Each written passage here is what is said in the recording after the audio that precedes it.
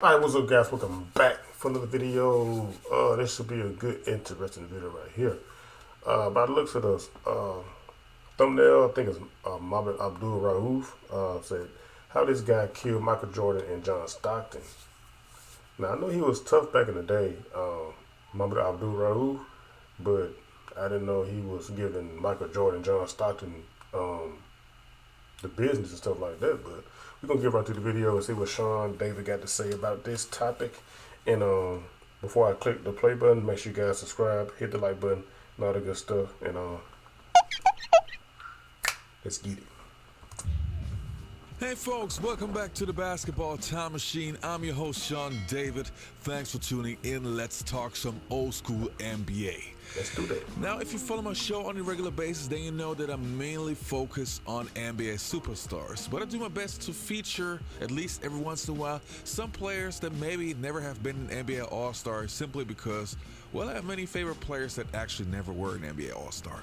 So this is what's going to happen in this episode. I want to talk about Mahmoud Abdul Rauf, aka Chris Jackson, and show you how this guy actually destroyed some of the biggest legends of the 1990s. But before we get to that, I want to give a quick shout out to the Patreons of this episode. Thanks a lot, you guys, for support.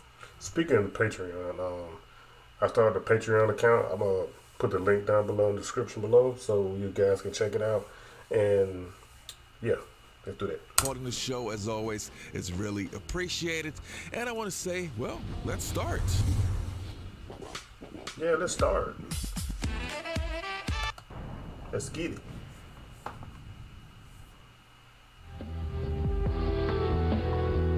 Both of our junkie. Could anybody cover you? No. He said no. I say it this way, and I don't believe me, man. I'm doing this for you, but because I don't like talking like that.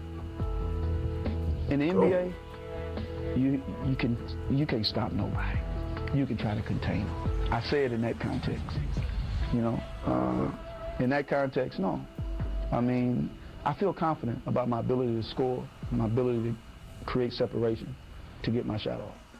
So how do we start? I would say, let me take you back to the late 1980s, to the college career of Mahmoud Abdul Rauf, or Chris Jackson at that time. So right before he entered I guess I'm saying his the NBA. name wrong. I don't know. From 1988 to 1990, Chris Jackson, who would be later known as Mahmoud Abdul Rauf, played college ball for LSU.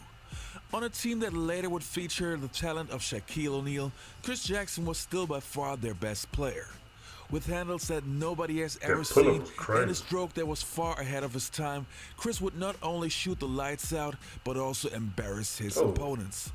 Every once in a while, he would score like 30 points, 40 points, and even 50 points in a single game.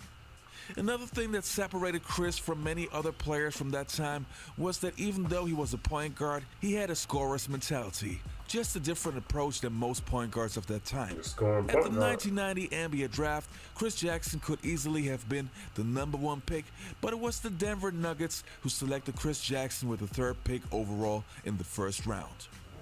With the 3rd pick in the 1990 NBA draft, the Denver Nuggets select Chris Jackson from LSU. So the first early entry player to be selected is Chris Jackson, who left LSU after his sophomore season. In his rookie season, Chris would have many ups and downs. In some games, he would be Denver's best player, and in other games, well, he just didn't have it. The Nuggets were a very young team at that time, and even though Chris Jackson would come off the bench in most games, expectations were very, very high since everybody has seen the great highlights and what he has done in college. He finished his rookie season averaging 14 points and 3.1 assists per game, but the Nuggets would be the 2nd worst team in the entire NBA. The following years, with the exception of a 2nd season, Chris would turn into Denver's leading scorer, and his shooting became a weapon which was feared around the league. It seemed like the better the competition, the better Chris Jackson performed. Unfortunately, though, Chris had to deal with other issues that would be a burden for his future NBA career. But Jackson was not a stranger to adversity. Since childhood, he had suffered from Tourette syndrome, a nervous disorder that often made even normal daily tasks a trial. Whoa, It was hard. I did not know that. Because that's when the nicknames came. you know, you're crazy. What's wrong with you?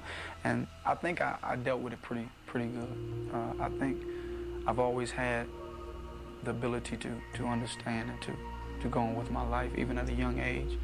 Tourette's helped me as a person and as a basketball player to understand what it is that I need to do and must do to persevere. No, I did not know he had So in the Tourette's. mid-1990s, Mahmoud Abdul-Rauf was already considered to be one of the better players. Even though he was not an all-star and not an NBA superstar, players around the league knew that this kid was for real. And they could really see it in games when he was playing against some of the biggest legends. And this is what we're going to take a look at, how he destroyed some of the best players in the league. He's 51 on Stockton. Because I was saying it wrong. Mahmoud. I thought Muhammad. I've been saying it wrong this whole time. They just pulling. Not even hesitating.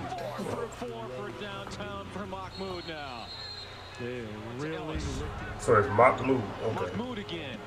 Up at the top for three. Yes! He's 5 out of 5 in this first period of play. Abdul-Rauf trying to shake Jason Good Kidd. kid, 39. Three-pointer Mahmoud with his first three taken out by Stith. And now the ball loose, but Abdul-Rauf controls and knocks down the little floater. Abdul-Rauf. Ooh. Working on Kidd and a foul Yeah, on Kidd. The basket is good. Didn't see the foul though, Foul on but Jason good Kidd. shot. 4-3. And He was the Nuggets killing with Jason Kidd. 0.7. Didn't hesitate at all. Jones with a perimeter shot. Good move by Rauf. And he gives Denver the 4-point lead. Got to get to that offensive glass. Ashburn with 28 Pull up. points. The Mavericks have scored the last 7, and Abdul-Rauf puts an end to that. Porter finds room. 32 on Drexler. Mutombo got a hand on it. That's the reason they like Mutombo out of the middle. Strong drive, Jackson. 7 in the quarter. That floor sound like they on the Clyde like Drexler third level or from something. outside. Like they Time to get go in higher. the third period. Marcus Liberty. Ellis. Pop out Jackson. Shoots over Clyde. And drills it for 3. And Drexler had a hand in his face. It didn't matter. Bongo. 11 in the quarter, Pull up for 24 3. for the game. I'll do it. Clyde Drexler as Chris Jackson and Blazers back the other way. Drexler over Good to defense. Strickland, picked up by Jackson. Good job, though. Hey. Oh.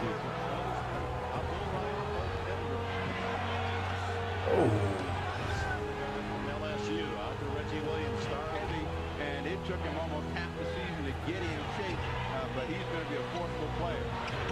34 on Peyton. Man, this dude going crazy on everybody. This is being guarded by Michael Cade, but they don't take advantage of the mismatch. Good pass. Abdul-Rauf sees Brian Williams open on the wing, and that's Denver's. 2 apiece, we're tied. 32 on the Bulls. Mahmoud Abdul-Rauf for 3. Abdul-Rauf against Jordan. The Nuggets are going basically without a true point guard. Rauf with the pull-up. That's what he does well. He got caught in a foul. Mahmoud Abdul-Rauf sets it up for the Nuggets. The high screen here that they have. He was basically a, Nice. basically he was like a shooting guard like Allen Iverson. They run Rauf off numerous screens. Mutombo setting a high screen. Mahmoud is with his third from 9 minutes to go, second quarter. McClain a high screen. No, you killed Steve Kerr. Fires away and hits. Steve Kerr can't guard nobody. Rauf gets it back on the other end for 2. You don't fall asleep on this guy. He'll bring it in looking like he's going to make a play, and then he's a quick shooter. I don't think Steve Kerr can keep up with him. Nuggets No, lead he can't. by 22. Rauf for 3. They just doing a simple pick and roll. It's not even a roll because the other guy thought he was rolling on that high pick and roll. 52 points for the Nuggets. 8 minutes to go in the half.